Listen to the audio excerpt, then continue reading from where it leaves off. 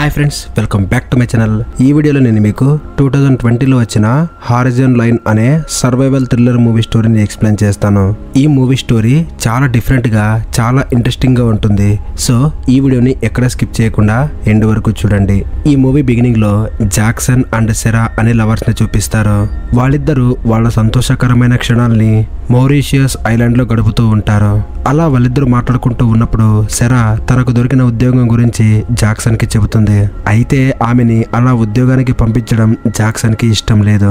అలా వాళ్ళిద్దరూ మాట్లాడుకోవడం బట్టి చూస్తుంటే సెరా కూడా జాక్సన్ని చాలా ప్రేమిస్తుంది. అప్పుడు జాక్సన్ నేను ఇప్పుడే వస్తాను అని చెప్పేసి వాష్రూమ్కి వెళ్తాడు. అయితే అలా వాష్రూమ్కి వెళ్ళి వచ్చి చూసేలోపే అక్కడ సెరా ఉండదు. తను తాగిన డ్రింక్స్ డబ్బుల్ని కూడా అక్కడే పెట్టి జాక్సన్కి ఒక్క మాట కూడా చెప్పకుండా అక్కడి నుంచి వెళ్ళిపోయింది. అందువల్ల జాక్సన్ బాగా హర్ట్ అయిపోతాడు. అలా 1 సంవత్సరం గడిచిపోతుంది. ఇప్పుడు సెరా ఒక మంచి ఉద్యోగంలో ఉంటుంది. అప్పుడు సెరాకి ఆమె ఫ్రెండ్ అయిన పాస్కల్ అనే అమ్మాయి కాల్ చేసి తన మ్యారేజ్కి ఇన్వైట్ చేస్తుంది. అందుకు సెరా కూడా వస్తాను అని చెబుతుంది. అయితే ఆమె మ్యారేజ్ మరెక్కడో కాదు, అదే మౌరీషియస్ ద్వీపంలో. అలా సెరా పాస్కల్తో మాట్లాడుతూ ఉన్నప్పుడు సెరాకి అదే ప్లేస్లో తన ఎక్స్ లవర్ అయిన జాక్సన్ కనిపిస్తాడు. సడన్ గా అతన్ని చూసి సెరా షాక్ అయిపోతుంది. అప్పుడు పాస్కల్ సెరాకి జాక్సన్ ఒక డైవింగ్ స్కూల్ స్టార్ట్ చేసి ఈ ఐలాండ్ లోనే సెటిల్ అయిపోయాడు అని చెబుతుంది. ఆ రోజు రాత్రి జరిగే బీచ్ పార్టీలో జాక్సన్ తన ఫ్రెండ్స్ తో పాటు ఎంజాయ్ చేస్తూ కూర్చుని ఉంటాడు. అయితే సెరా జాక్సన్ దగ్గరికి వెళ్లి జాక్సన్ ని పలకరిస్తుంది. అయితే ఆమెతో మాట్లాడడం ఇష్టం లేక జాక్సన్ నాకు వేరే పని ఉంది అని చెప్పేసి అక్కడి నుంచి వెళ్ళిపోతాడు. అయితే సెరా మాత్రం అతన్ని ఫాలో చేస్తూ వెళ్తూ మీ ఇంటికి వస్తాను అని చెబుతుంది. దానికి ఫస్ట్ లో జాక్సన్ ఒప్పుకోడు. తర్వాత ఒప్పుకొని ఆమెని ఇంటికి తీసుకెళ్తాడు. ఇక ఇంటికి వెళ్ళిన తర్వాత వాళ్ళిద్దరూ డ్రింక్స్ తాగుతూ మాట్లాడుకుంటూ ఉంటారు. ఆ సమయంలో సెరా నేను నిన్ను ఇన్ని రోజులు చాలా మిస్ అయ్యాను, ఆ రోజు నిన్ను అలా వదిలేసి వెళ్ళుండకూడదు, సారీ అని చెబుతుంది. జాక్సన్ కూడా ఆమెను క్షమిస్తాడు. అలా ఆ రోజు రాత్రి సెరా జాక్సన్ తోనే ఎంజాయ్ చేస్తుంది. అయితే మరుసటి రోజు మార్నింగ్ 1 year బ్యాక్ ఏ తప్పు అయితే చేసిందో ఇప్పుడు కూడా అదే తప్పే చేస్తుంది సెరా. అదేంటంటే జాక్సన్ కి ఒక్క మాట కూడా చెప్పకుండా వెళ్ళడం. అప్పుడు సెరాకి తెలిసేది ఏంటంటే పాస్కల్ పెళ్లి జరిగే ద్వీపానికి వెళ్ళడానికి ఉండేది ఒకే ఒక్క బోట్ అని. ఆ బోట్ లోనే జాక్సన్ వస్తాడు. సో అందుకు నేను ప్లేన్ లో వెళ్ళాలి అని చెప్పేసి ఫ్రెడీ అనే వ్యక్తి దగ్గరికి వెళ్తుంది. అతని దగ్గర ఒక ప్రైవేట్ ప్లేన్ ఉంటుంది. ఆ ఫ్రెడీ సెరాకి తెలిసిన వాడే. అప్పుడు సెరా నన్ను పెళ్లి జరిగే ద్వీపానికి తీసుకెళ్ళు అంటుంది. అందుకు ఫ్రెడీ ఇందులో ఇంకో ప్యాసింజర్ కూడా రాబోతున్నాడు అని చెబుతాడు. అయితే ఆ ప్యాసింజర్ మరెవరో కాదు, జాక్సన్.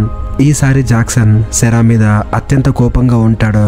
తర్వాత ఫ్రెడీ వాళ్ళిద్దరిని పెళ్లి జరిగే ప్లేస్ కి తీసుకెళ్తాడు. అప్పుడు సెరా కో పైలట్ సీట్ లో కూర్చుంటుంది. అలా ఫ్రెడీ సెరాతో మాట్లాడుతూ ప్లేన్ ని ఎలా కంట్రోల్ చేయాలి అనే దాని గురించి కూడా చెబుతాడు. అదే టైంలో ఫ్రెడీ చాలా సీరియస్ గా దగ్గుతూ ఉంటాడు. అలా చూస్తూ ఉండగానే ఫ్రెడీ హార్ట్ అటాక్ తో కింద పడిపోతాడు. అప్పుడు ఆ ప్లేన్ సముద్రం వైపు వెళ్ళిపోతూ ఉంటుంది. వెంటనే జాక్సన్ ఫ్రెడీని మళ్ళీ పైకి లేపుతాడు. ఇక ఏం చేయాలో అర్థం కాని సెరా అదే టైంలో ప్లేన్ లో ఉన్న కంట్రోల్స్ ని పైకి ఎత్తుతుంది. అలా చేయడం వల్ల ఆ ప్లేన్ కిందకి పడిపోకుండా ఉంటుంది. అలా ఆ ప్లేన్ ని సెరా కంట్రోల్ చేస్తూ ఉన్నప్పుడు జాక్సన్ వెళ్ళి ఫ్రెడీకి సిపిఆర్ చేస్తాడు. ఏం చేసినప్పటికీ ఫ్రెడీ మాత్రం పైకి లేవడు. అంటే ఫ్రెడీ చనిపోయి ఉంటాడనమాట.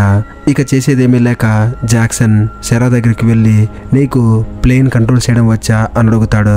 దానికి సెరా లేదు 2 సంవత్సరాల క్రితమే ఫ్రెడీ నాకు దీని గురించి లైట్ గా చెప్పాడు, నాకు ఈ పైలట్ పని గురించి అంతగా తెలీదు అని చెబుతుంది. ప్లేన్ వాళ్ళ కంట్రోల్ తప్పినప్పటి నుండి ఆ ప్లేన్ లో ఉన్న GPS కూడా పనిచేయడం ఆగిపోయింది. రేడియో ద్వారా వాళ్ళు హెల్ప్ లైన్ కి కాల్ చేసినా కూడా ఎటువంటి ప్రయోజనం లేదు. వాళ్ళ అదృష్టం ఏంటంటే ఆ ప్లేన్ లో కాంపాస్ మాత్రమే వర్క్ చేస్తూ ఉంది. అయితే ఆ ప్లేన్ ని అసలు ఎలా ల్యాండ్ చేయాలో వాళ్ళిద్దరికీ తెలియట్లేదు. అలా ప్లేన్ లో వెళ్తూ ఉన్న వాళ్ళకి తుఫాను ఎదురవుతుంది. ఇక వాళ్ళకి వేరే దారి లేక దాని లోపలికి ఎంటర్ అవుతారు. అందులో వచ్చే లైటింగ్స్ నుండి తప్పించుకుని అతి పెద్ద ప్లేస్ కి వెళ్తారు. అప్పుడు సెరా కో పైలట్ సీట్ నుండి మెయిన్ పైలట్ సీట్ కి వస్తుంది. ప్లేన్ అత్యంత ఎత్తుకి ఎగరడం వల్ల వాళ్ళు ఆ తుఫాన్ నుండి బయటపడతారు. అలా వాళ్ళు అత్యంత పైకి ఎగరడం వల్ల ప్లేన్ కూడా కంట్రోల్ లేకపోవడం వల్ల సెరా టెన్షన్ స్పృహ కోల్పోతుంది. అలా సెరా స్పృహ కోల్పోయిన వెంటనే ఆ ప్లేన్ మళ్ళీ ఆ తుఫాన్ లోకి వెళ్ళిపోతుంది. అప్పుడు జాక్సన్ సెరాని మళ్ళీ మేలుకొలిపినప్పుడు సెరా కాన్షియస్ లోకి వచ్చి మళ్ళీ ప్లేన్ ని ఒక లెవెల్ కి తెస్తుంది. అయితే ఈ టైంలో ఆ ప్లేన్ లో ఉన్న కాంపాస్ కూడా విరిగిపోయి ఉంటుంది. అలా వాళ్ళు అతి కష్టం మీద ఆ స్టోమ్ నుండి బయటికి వస్తారు. అప్పుడు వాళ్ళకి ప్లేన్ లో ఫ్యూల్ తక్కువగా ఉంది అనే విషయం తెలుస్తుంది. రిజర్వ్ ట్యాంక్ లో ఉన్న ఫ్యూల్ ని మళ్ళీ ఫుల్ చేసినప్పుడు ఆ ఫ్యూల్ రీడింగ్ మళ్ళీ పెరుగుతుంది.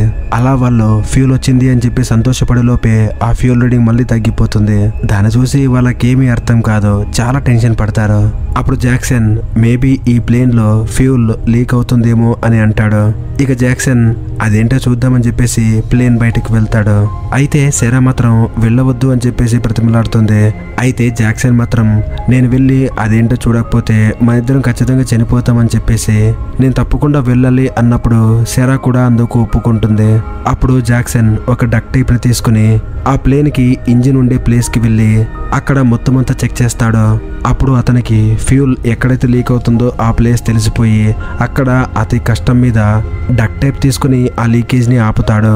అలా చేసిన వెంటనే ఆ ఫ్యూల్ రీడింగ్ తక్కువ అవ్వకుండా మళ్ళీ ఎక్కువగా చూపిస్తుంది. ఇక జాక్సన్ ఆ ప్లేన్ లోపలికి వస్తూ ఉన్నప్పుడు చేయి జారి కింద పడిపోతాడు. అయితే అక్కడ ఉన్న కంబానికి వేలాడుతూ ప్రాణాలతో బయటపడతాడు. అప్పుడు సెరా స్టీరింగ్ వీల్ కి సీట్ బెల్ట్ ని వేసి ప్లేన్ బ్యాలెన్స్డ్ గా ఉండేలా చేసి జాక్సన్ దగ్గరకు వెళ్తుంది.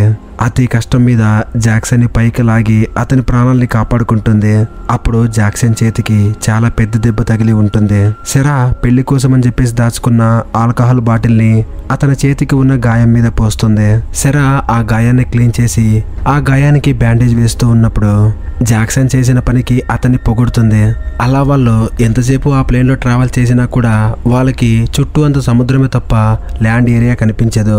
ఆ కారణం చేత అందులో ఉన్న ఫ్యూల్ త్వరగా ఖాళీ అయిపోతూ ఉంటుంది. అప్పుడు వాళ్ళు ప్లేన్ లో ఉండే బరువైన వస్తువులన్నింటినీ కిందికి పడేయాలి అనుకుంటారు.